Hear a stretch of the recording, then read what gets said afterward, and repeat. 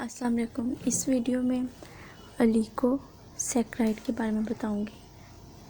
Chemistry chapter number जो biochemistry है इसमें 10th क्लास का, उसमें है कार्बोहाइड्रेट की क्लासिफिकेशन।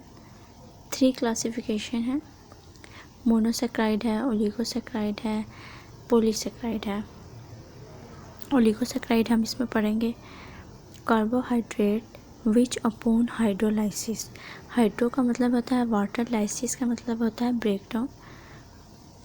तो क्या बनेगा, form 2 to 9 molecules of monosaccharide और सिंपल शुगर्स। इसको क्या कहेंगे, ओलिगोसैकराइड। अक्सर डेफिनेशन आ जाती है ओलिगोसैकराइड क्या है। ये किस पे डिपेंड करता है, नंबर ऑफ मोनोसैकराइड यूनिट पे। वो कैसे प्रोड्यूस हो रहे हैं, हाइड्रोलाइसिस की वजह से। इसको फर्दर क्लैरिफाइड किया जाता है डाइसैकराइड, ट्राइसैकराइड। प्रीफिक्सेस क्या होते हैं, जो पहले वाले वर्ड होते हैं स्टार्ट वाले, डाई, ट्राई, टेट्रा, पेंटा। डाई 2 को कहते हैं, ट्राई 3 को, टेट्रा 4 को, पेंटा 5 को।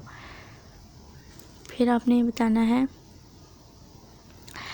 दे produce on hydrolysis they are whole crystalline solid. ये इसकी प्रॉपर्टीज़ में आप बता सकते हो कि they have sweet taste and soluble in water.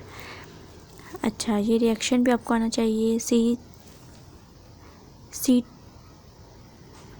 मेरे ख्याल से ये 12 लिखा हुआ है, H22O11 और प्लस वाटर। आपके पास ग्लूकोज और फ्रक्टोज बन रहा है और फार्मूले दोनों के सेम हैं, ये याद रखना।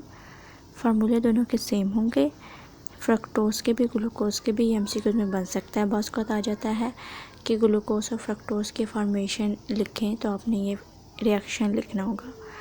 ओलिगोसैकराइड की डेफिनेशन याद करनी है कि ये कार्बोहाइड्रेट जब हाइड्रोलाइसिस हों तो 2 to 9 मॉलिक्यूल मोनोसैकराइड के बनाते हैं और सिंपल शुगर बनाते हैं, इसको ओलिगोसैकराइड कहते हैं।